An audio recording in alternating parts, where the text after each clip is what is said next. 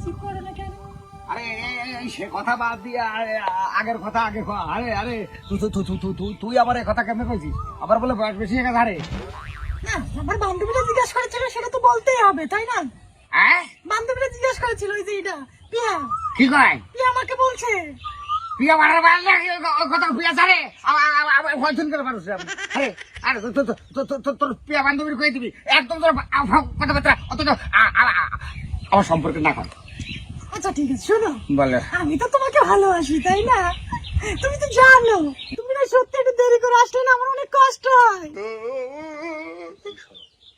কষ্ট শুধু তোমার না, কষ্ট আমারও হয়। কিন্তু আমি যে পরিমাণ বাড়ি খেয়ে গেছি তোমার বান্ধবীর কথা মতো।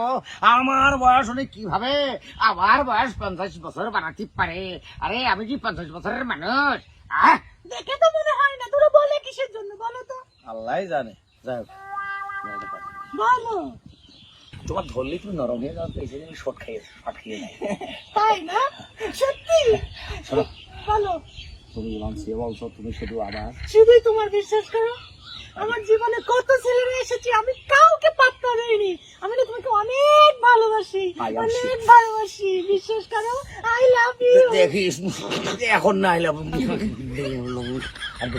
কেউ দেখবে না, তুমি এমন করছো কেন? দেখো শোনো না, তুমি যেভাবে খাস খাস শোনো একটা কথা, হ্যাঁ প্লিজ একটা কথা শোনো। কি শোনো, তুমি আমাকে ছেড়ে কখনো যাবে না তো? বলো।